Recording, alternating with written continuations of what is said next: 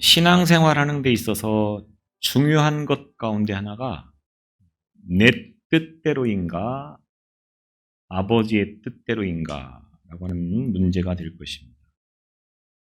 다시 말하면 신앙의 방향성의 문제. 신앙생활을 하면서도 하나님의 뜻대로 신앙생활하는 사람도 있을 것이고 반대로 내 뜻대로 신앙생활을 하는 사람도 있다고 하는 것입니다. 지난 수요일 저녁에 말씀을 통해서 우리가 볼 수 있었던 내용인데 바울은 예수님을 만나기 전 사울이라고 하는 이름을 가지고 살았던 청년이었었습니다. 이 사울이 자신의 젊은 시절의 삶을 고백하는 말씀 가운데 사도행전 26장 9절에 보면 나도 나사렛 예수의 이름을 대적하여 많은 일을 행하여야 될 줄 스스로 생각하고 자신의 젊은 시절의 삶을 이렇게 고백을 하고 있습니다. 나도 바울 자신을 말하는 것입니다. 나도 나사렛 예수의 이름을 대적하여 많은 일을 행하여야 될 줄 스스로 생각했었다. 이런 말입니다. 우리가 알다시피 바울이라고 하는 이 사람이 예수님을 만나기 이전에는 예수 믿는 사람들을 굉장히 혐오하면서 이 예수 믿는 사람들을 체포하고 잡아들여서 감옥에 가두고 또 심지어는 죽이는 그런 일들을 누구보다도 앞장서서 했던 사람이라고 하는 것입니다. 누구보다도 열심히 이 일을 한 이 상황들을 볼 때 사울은 도무지 예수님을 믿는다고 하는 것 자체가 불가능한 그런 삶의 모습이었죠. 이단이라고 여기는 예수교의 추종자들, 유대인에게 있어서는 이 예수 믿는 그리스도인들이 다 이단이었던 거죠. 이단. 그래서 그 이단들을 하나하나 잡아서 감옥에 가두는 것이 자기의 사명이었고 자기가 해야 될 일이라고 여겼던 것입니다. 회당을 찾아다니면서 강제로 사람들에게 예수를 부인하도록 강요를 하는 일들도 서슴지 않았습니다. 이 일이 곧 아버지를 기쁘시게, 하나님을 기쁘시게 하는 일이라고 생각을 했기 때문에 이렇게 열심히 그렇게 살았다고 하는 거죠. 인간적으로 보면 자기 일에 이와 같이 열심히 한다고 하는 것은 참 아름다운 일입니다. 문제는 잘못된 일을 열심히 하고 있었다고 하는 거죠. 그런 사울이 다메섹으로 가다가 그 다메섹 위에서 길 위에서 예수님, 부활하신 예수님을 만나게 되어지고 그 앞에서 꼬꾸러질 수밖에 없었습니다. 그리고 이제 그 예수를 믿는 사람들을 잡아들이는 일을 하던 이 바울이 어떻게 됐습니까? 예수를 믿어야 된다고 하는 것을 전도하면서 남은 평생을 살았다라고 하는 것입니다. 자신이 젊은 시절, 예수님을 만나기 이전에 했던 모든 것들이 다 잘못되었다고 하는 것을 알게 되었습니다. 그래서 예수를 만나면서부터 이제는 옳은 것이 무엇인가, 틀린 것이 무엇인가, 잘못된 것이 무엇인가, 잘하고 있는 것이 무엇인가를 분별할 수 있는 그런 사람이 되었다고 하는 것입니다. 바울이 이렇게 고백을 하고 있는데 사실은 오늘 저와 여러분들의 신앙은 어떻습니까? 바울처럼 열심히는 하고 있는데 그것이 하나님 앞에서 헛된 열심이었는지는 아닌가를 우리가 이 시간 돌아볼 수 있어야 된다고 하는 것입니다. 다시 말하면 지금 내가 예수를 믿고 있는데 이 예수를 믿으면서 내 뜻대로 내가 하고 싶은, 내가 의도하는, 내가 계획하는 일들을 하고 있는가? 아니면 아버지께서 원하시는 것, 아버지께서 하나님께서 기뻐하시는 일들을 행하고 있는가를 점검해야 된다고 하는 것입니다. 인생의 목적이 자기의 뜻을 이루는 것이라고 생각하는 사람은 매우 위험한 인생을 살아가고 있다. 이렇게 말을 할 수 있겠습니다. 어떻게 보면 굉장히 틀린 말 같죠. 내 뜻을 이루기 위해서 사는 것이 인생 아닙니까? 이렇게 반문할 수 있습니다. 그런데 이런 사람은 굉장히 위험한 인생을 살아가고 있다. 단언할 수 있는 것입니다. 왜?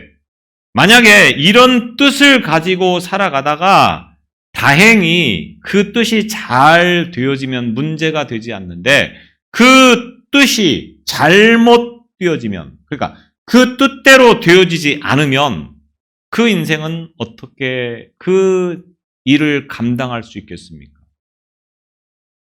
굉장히 어려움에 빠지게 되어집니다. 심지어는 극단적인 선택을 해서 소위 우리가 말하는 자살이라고 하는 것으로 자신의 인생을 끝내버리는 그런 사람들이 얼마나 많은지 모릅니다.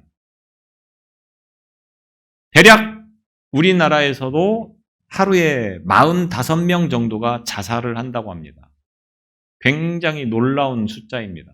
45명이 하루에 자살을 한다고 하면 이거는 어마어마한 숫자가 되는 거죠.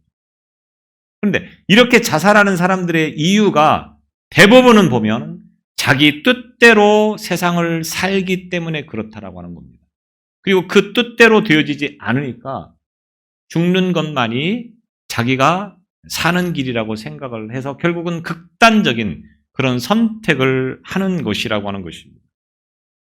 인생은 자기 뜻이 이루어지기보다는 자기 뜻대로 되지 않는 것들이 훨씬 더 많습니다.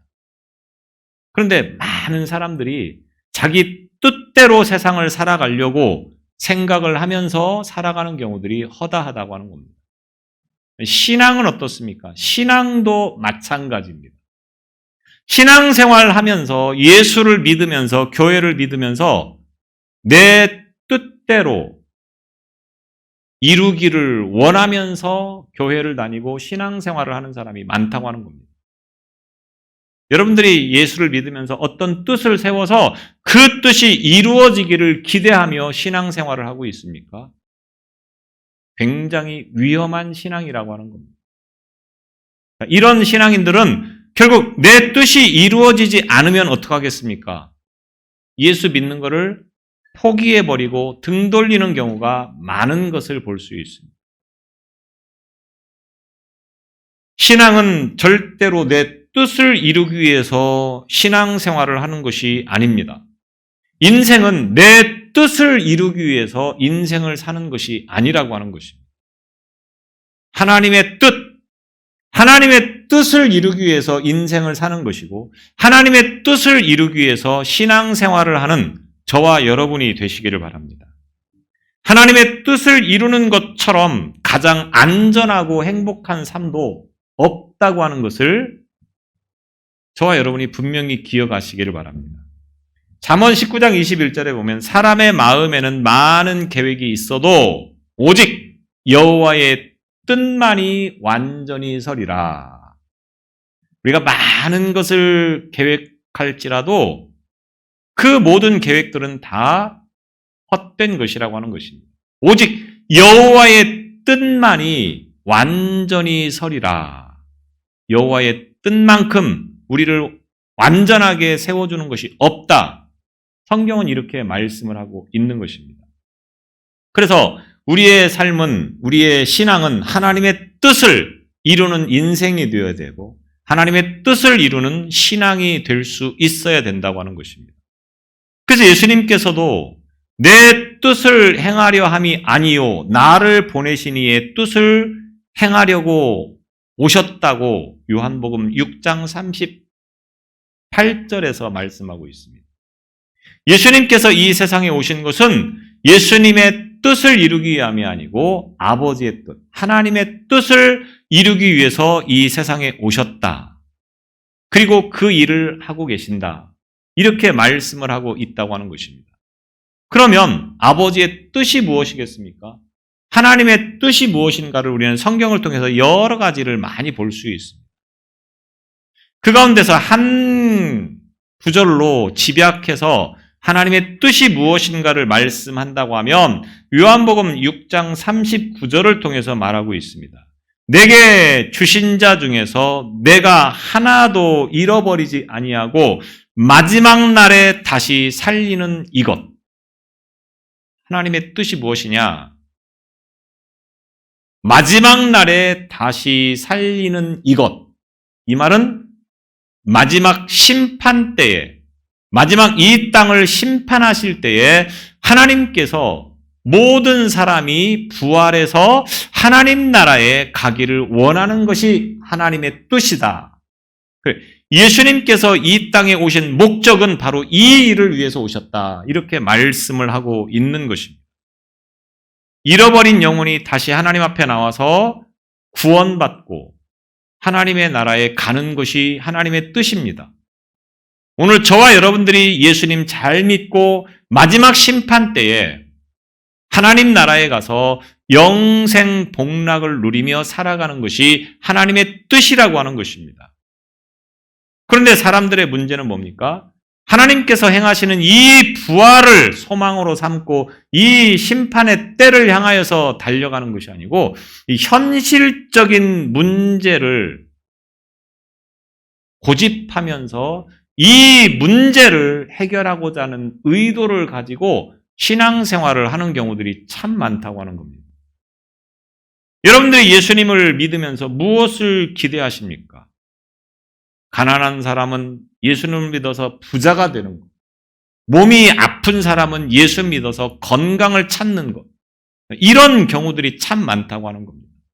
물론 그런 문제도 중요한 문제이고 그런 문제도 잘 해결되어지기를 바랍니다. 그러나 우리가 신앙생활하는 것, 우리가 예수님을 믿는 것은 그런 것이 뜻이 되어서는 안 된다고 하는 것입니다.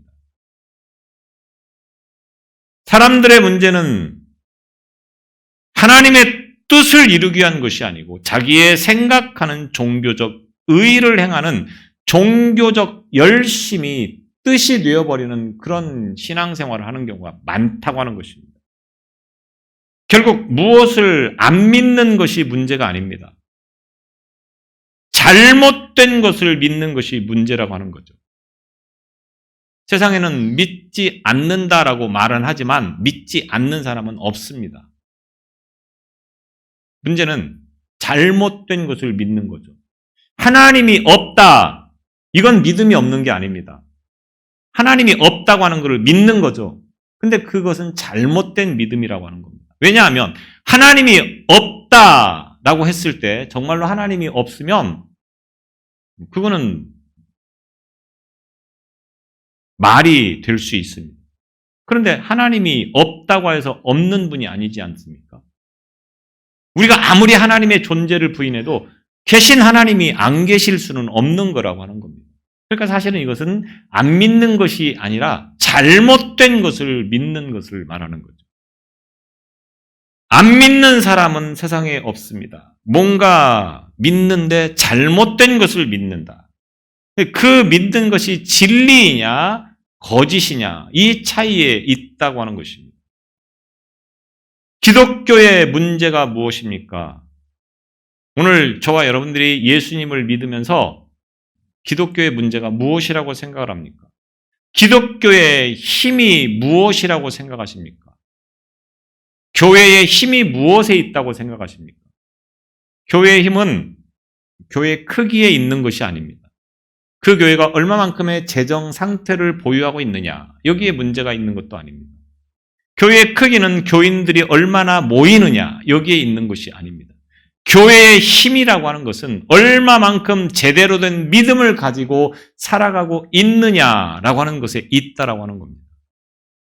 많은 사람들이 이 교회의 힘이라고 하는 것을 당장 눈에 보여지는 것에 의해서 그것이 힘이라고 생각할 때가 참 많습니다. 그러나 그런 것들은 결코 교회의 힘이 되어지는 것이 아닙니다.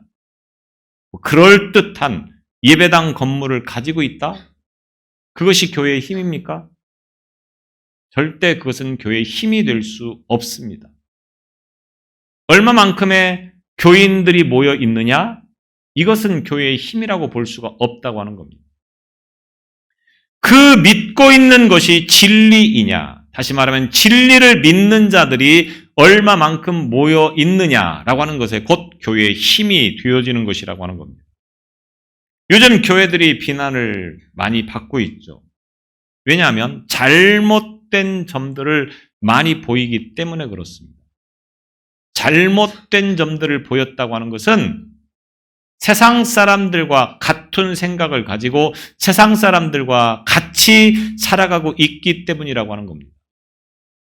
그래서 교회의 힘을 이 세상 사람들이 가지고 있는 것과 고스란히 함께하고 있다 보니 잘못된 그런 문제점들이 많이 노출이 되어질 수밖에 없는 거죠. 그러나 잘하는 사람도 사실은 더 많습니다. 진리를 추구하며 진리를 따르기 위해서 몸부림치는 사람들도 많이 있습니다. 그런데 그런 것들은 겉으로 노출되지 않는 거죠. 단지 눈에 보여지는 것을 결국 모든 것이라고 생각을 하는 세상 사람들의 이 시각은 교회가 문제가 참 많다, 성도들이 문제가 참 많다, 이렇게밖에 말을 할 수 없다고 하는 것입니다.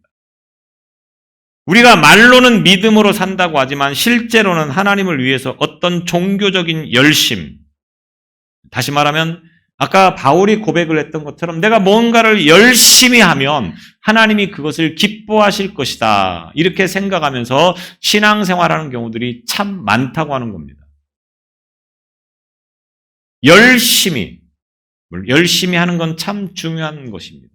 좋은 것입니다. 그러나 잘못된 열심이라고 하면 그것처럼 위험한 게 또 어디 있습니까? 바울이 잘못된 열심으로 인하여서 얼마나 많은 사람들이 피해를 보고 손해를 입었습니까? 희생을 당했습니까?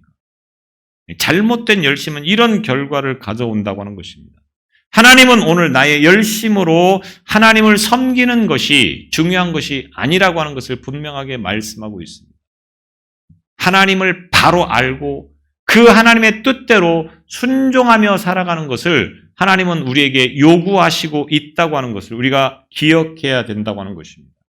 내 생각이나 내 주장이나 내가 원하는 성향으로 나아갈 때 이것이 하나님이 원하시지 않는 반대 방향으로 가는 것이라고 하는 것을 우리는 분명히 깨닫고 내 생각이나 내 원하는 방향으로 가는 것이 아니고 하나님께서 원하시는, 하나님께서 기뻐하시는 방향으로 갈 수 있는 저와 여러분의 신앙이 되어져야 된다고 하는 것입니다. 그래서 주님을 위해 최선을 다해서 열심히 하는 신앙생활이 오히려 주님을 박해하는 일이 되지 않도록 우리는 바른 신앙을 가지고 있어야 된다고 하는 것입니다. 이 모든 말씀들을 종합해서 결론을 지으면 뭡니까? 그리스도인이 된다고 하는 것은 날마다 자기 뜻을 포기하고 하나님의 뜻을 쫓는 사람이라고 하는 것을 의미한다고 하는 것입니다. 참된 그리스도인은 자기를 포기하는 것입니다. 자기를 버리는 것입니다. 자기를 죽이는 것입니다. 그리고 하나님의 뜻을 쫓아가는 것입니다. 하나님의 뜻대로 살아가는 것입니다. 여러분은 그런 신앙생활의 길을 걸어가고 있습니까? 아니면 여전히 내 뜻이 이루어지기를 기대하면서 그 뜻이 이루어지지 않는 것 때문에 불평하고 원망하고 제대로 신앙생활을 하고 있지 못하는 그런 길을 걸어가고 있지는 않은가를 돌아보시기 바랍니다. 자기의 뜻을 포기하고 하나님의 뜻을 따르는 것은 어떻게 보면 당장은 고난의 길이라고 표현을 할 수도 있겠습니다. 실제로 믿음대로 하나님의 뜻대로 살아가는 것은 많은 고난이 따를 수밖에 없다고 하는 것입니다. 그러나 결과적으로 보면 그 길이 곧 승리의 길이고 그 길이 곧 가장 아름다운 길이고 그 길이 곧 가장 의미 있는 길이고 그 길이 곧 성공하는 길이라고 하는 것을 여러분이 분명히 믿으시기를 바랍니다. 날마다 여러분 앞에 있는 문제를 놓고 내 뜻을 포기하고 하나님의 뜻을 따르기 위해서 기도하는 신앙이 되시기를 바랍니다. 많은 사람들이 내 뜻을 세워놓고 하나님 제발 하나님의 뜻을 포기하시고 이 뜻이 이루어지게 하옵소서. 이런 기도를 하는 경우들이 참 많다고 하는 겁니다. 이런 신앙생활을 하는 경우들이 참 많다고 하는 겁니다. 마가복음 8장 34절에 보면 무리와 제자들을 불러 이르시되 누구든지 나를 따라오려거든 자기를 부인하고 자기 십자가를 지고 나를 따를 것이라. 예수님께서 예수님을 따르는 길이 무엇이냐? 자기 십자가를 지라고 말하고 있습니다. 자기 십자가를 지라고 하는 것이 무엇을 말하는 것입니까? 자기의 생각이나 자기의 모든 것들을 다 포기하고 주님의 말씀과 주님의 뜻을 따르는 것을 말하는 것입니다. 자기 십자가는 우리가 세상을 살아가면서 고난당하고 있는 그것을 자기 십자가라고 말할 수 없습니다. 많은 사람이 자기가 잘못해서 사고를 쳐놓고 어려움을 당하면 이것이 내 십자가인가 보다라고 생각을 합니다. 그건 십자가가 아닙니다. 자기가 실수했고 자기가 잘못해서 벌어진 일일 뿐이지 그것은 십자가라고 말을 해서는 안 된다고 하는 겁니다. 여기서 말하는 십자가는 뭡니까? 여기서 말하는 자기 십자가는 무엇을 의미하는 것입니까? 주님을 위해서 내가 가지고 있는 생각이나 내가 세상을 살아가는 모든 것들을 다 포기하고 버림으로 인하여서 당하는 고난. 이것이 곧 십자가라고 하는 것입니다. 많은 사람은 눈앞에 보여지는 현실이 중요하다 보니 이런 십자가의 이 고난을 피하려고 합니다. 그래서 내 뜻을 앞세우게 되어지고 주님의 뜻, 하나님의 뜻은 조금 뒤로 제껴놓고 당장 내 뜻과 내 계획과 내 모든 생각이 이루어지기를 기대하는 그런 신앙생활을 하는 경우들이 참 많다고 하는 것입니다. 인생을 하나님의 뜻대로 살면 당장은 고난처럼 여겨진다 할지라도 그 길이 승리의 길이고 그 길이 우리가 가야 할 길이라고 하는 것을 기억하시기 바랍니다. 예수님께서 제자들과 함께 겟세마네 동산으로 가셨습니다. 그리고 따로 베드로와 야고보와 요한을 데리고 더 깊은 골짜기로 올라가셔서 이 세 명의 제자들에게 말합니다. 내 마음이 매우 고민하여 죽게 되었으니 너희는 여기 머물러 나와 함께 깨어 있으라. 38절에 보면 이렇게 말하고 있습니다. 세 명의 제자들에게 내가 지금 많은 어려움 가운데 있으니까 너희들이 나를 위해서 지금 이곳에서 기도해 달라. 이렇게 말씀하시고 주님은 조금 더 올라가십니다.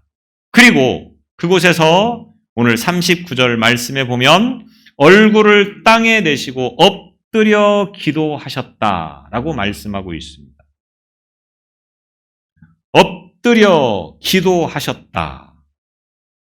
바로 감람산, 겟세마네 동산에서 예수님의 이 마지막 기도에 대해서 오늘 본문에서 말씀을 하고 있습니다.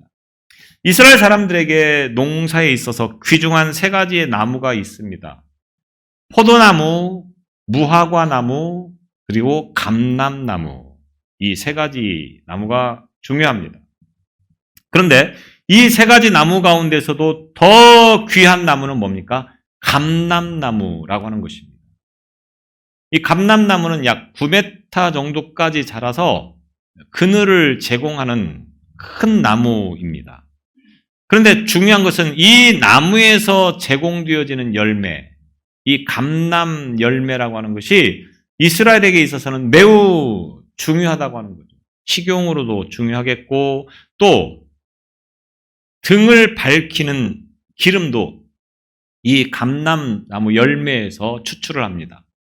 또 식용으로 쓰는 기름도 이 감람나무 열매에서 추출을 합니다.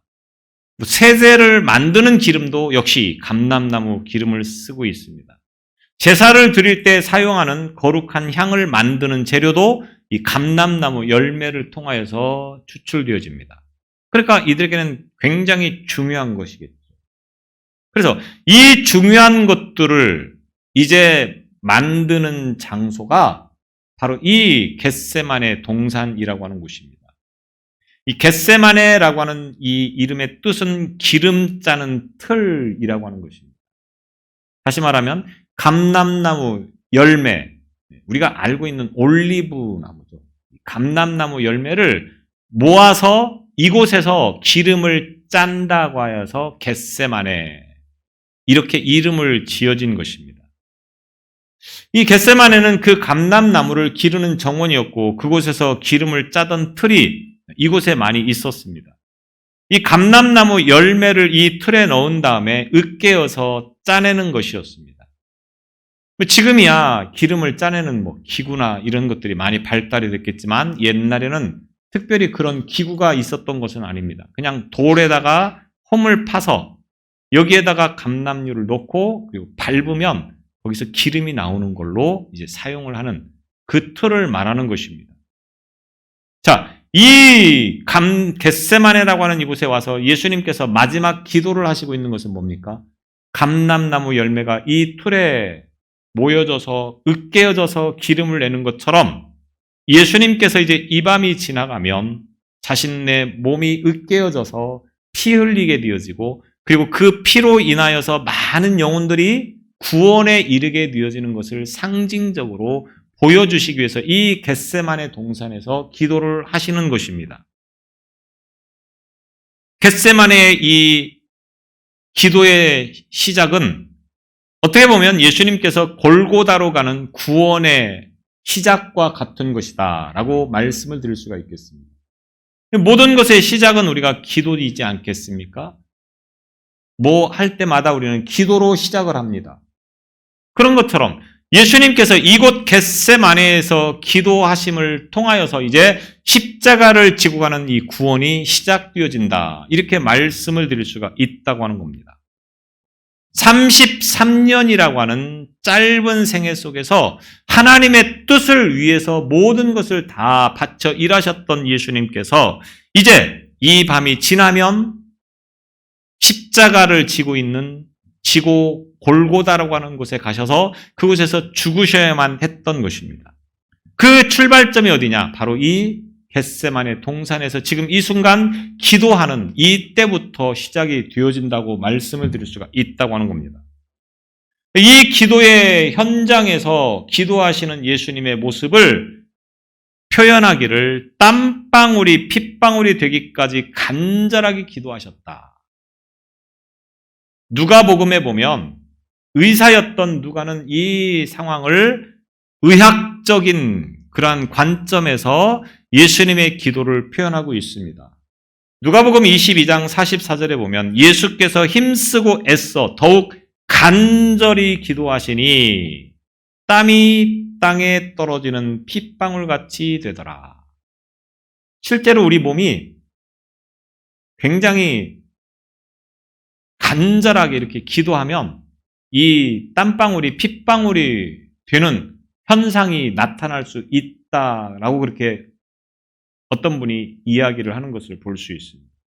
의사 누가가 바로 그 상황에 대해서 이렇게 표현을 해주고 있는 것입니다. 예수님의 이 기도는 모든 생명을 건 기도입니다. 왜냐하면 이 밤이 지나가면 이제 자신께서는 십자가에서 죽는 그 고통을 당하시기 때문에 그렇습니다. 이 일이 얼마나 힘들고 어려운 일이냐. 예수님의 기도를 통해서 우리는 이 상황을 이해할 수 있습니다. 십자가를 지고 가는 것, 이것은 매우 힘들고 어려운 일입니다. 예수님께서 왜 괴로워하십니까? 내 뜻대로 사는 것이 아니고 아버지의 뜻대로 살기 위한 이 과정에서 괴로울 수밖에 없었다라고 하는 겁니다. 사람이 내 뜻대로 사는 것은 그렇게 어렵지 않습니다. 내 뜻대로니까 하다 보면 어려우면 그냥 포기해버리면 되는 겁니다. 내가 뜻을 세웠어도 어려우면 힘들면 그냥 포기하면 되는 거죠. 그런데 문제는 내 뜻대로가 아니라 아버지의 뜻대로, 하나님의 뜻대로 살려고 하니까 이거를 포기할 수도 없습니다. 끝까지 그 일을 해 나가야 된다고 하는 것입니다. 그래서 예수님께서 기도하시죠. 내 아버지여, 만일 할만하시거든 이 잔을 내게서 지나가게 하옵소서. 아버지여, 만일 할만하시거든 이 잔을 내게서 지나가게 하옵소서. 예수님은 기도 가운데 이 잔을 내게서 지나가게 해달라고 기도하고 있습니다. 여기서 이 잔이라고 하는 말은 구약적인 표현으로 보면 하나님의 진노를 말하는 것입니다. 이사야 선지자는 이 잔의 상징적 의미를 잘 설명해 줍니다. 이사야 51장 17절에 보면 여호와의 손에서 그의 분노의 잔을 마신 예루살렘이여, 볼지어다 깰지어다 일어설지어다. 내가 이미 비틀거름치게 하는 큰 잔을 마셔 다 비웠도다. 또 이사야 51장 22절에 보면 내 주 여호와 그의 백성의 억울함을 풀어주시는 내 하나님이 이같이 말씀하시되, 보라, 내가 비틀거름치게 하는 잔, 곧 나의 분노의 큰 잔을 내 손에서 거두어서 내게 다시는 마시지 못하게 하고, 이 잔이라고 하는 것은 하나님의 심판이라고 하는 것을 표현하는 것으로 사용이 되어집니다. 그렇다고 하면 예수님께서 이 잔을 내게서 지나가게 하옵소서라고 말씀하신 것은 무엇을 의미하는 것입니까? 하나님의 진노, 하나님의 심판이 예수님에게 임한다고 하는 것을 의미하는 것이 되겠습니다. 왜 하나님의 심판이, 하나님의 진노가 예수님에게 임합니까? 예수님은 아무런 잘못도 죄도 없으신 분인데 그 예수님께서 하나님의 심판과 진노의 이 잔을 감당하시게 되었다고 하는 것입니다. 왜?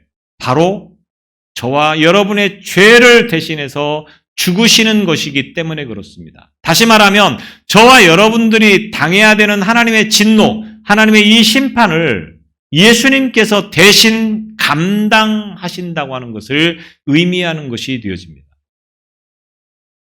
그 일이 너무나도 힘들고 어렵다고 하는 거죠. 감당할 수 없다고 하는 거죠. 그래서 이 잔을, 하나님의 심판을, 하나님의 진노를 내게서 지나가게 하옵소서, 이렇게 기도하시는 것입니다. 그런데 예수님께서 이렇게 기도하신 것으로 끝나버렸다고 하면 문제가 달라지는 거죠. 얼마든지 예수님은 이렇게 하실 수 있습니다. 예루살렘에 들어오시지 않아도 됐습니다. 십자가를 지시지 않아도 됐습니다. 예수님의 능력으로는 얼마든지 피할 수가 있다고 하는 거죠. 그러나 예수님은 자발적으로 예루살렘에 들어오셨고 자발적으로 십자가를 지십니다.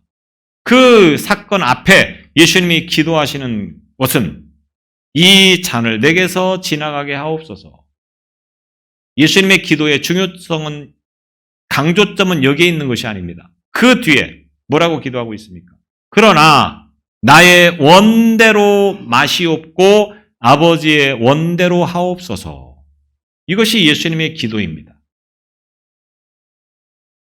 예수님의 원대로가 아니라 아버지의 원대로, 하나님의 원대로 이루어지기를 원하는 것이 곧 예수님의 기도였다라고 하는 겁니다.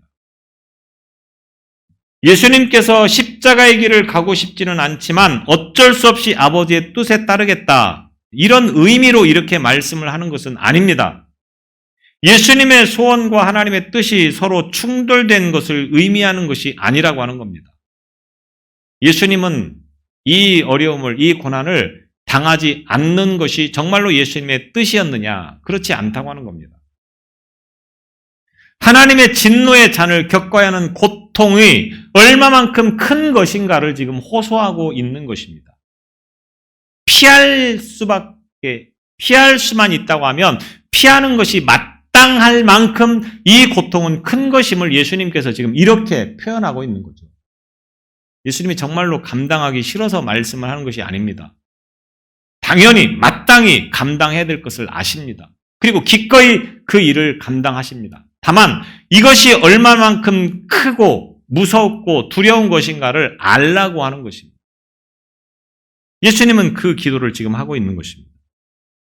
예수님은 철저하게 하나님의 말씀에 순종하는 삶이었습니다.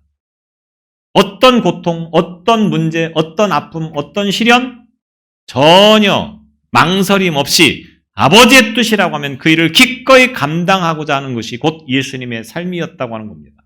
그래서 오늘 저와 여러분들에게 가르쳐 주시기 위해서 이렇게 기도하시는 것입니다. 나는 너희들을 위해서 이렇게 큰 고통을 기꺼이 감당하고 있다.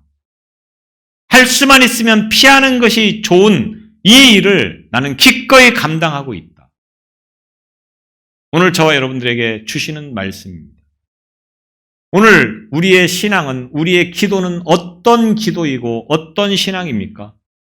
예수님처럼 내 뜻대로가 아니라 아버지의 뜻대로 신앙생활을 하는, 아버지의 뜻대로 기도하는 그런 신앙이 되시기를 바랍니다. 예수님의 기도를 정리해 보면 그렇습니다. 하나님의 진노의 고통을 잘 아시기 때문에 이 고통을 호소하는 것입니다. 그러나 아버지의 뜻에 순종하시겠다. 이렇게 기도를 하시고 있는 겁니다. 예수님께서 십자가를 지시기 앞서서 이 기도를 하시고 있습니다.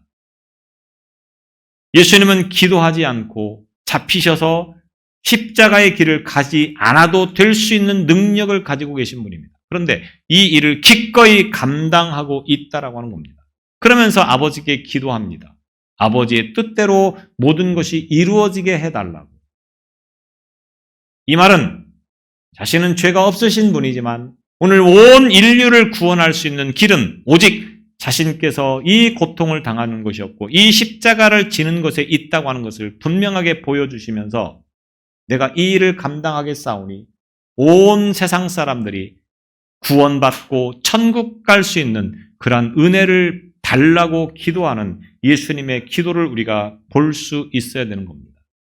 오늘 저와 여러분의 신앙, 내 뜻대로의 신앙이 되지 않기를 바랍니다. 저와 여러분의 기도, 내 뜻대로 되게 해달라고 기도하는 신앙이 되지 않기를 바랍니다. 아버지의 뜻대로, 하나님의 뜻대로 모든 것이 이루어지게 해달라고 신앙생활하고 기도하는 그러한 저와 여러분이 되시기 바랍니다. 기도하겠습니다. 우리의 신앙은 내 뜻대로가 아닌 아버지의 뜻대로 이루어지는 신앙이 되게 하여 주옵소서. 아버지의 뜻대로 이루어지게 해달라고 기도하는 우리의 기도가 되게 하여 주옵소서. 예수님 이름으로 기도드리옵나이다.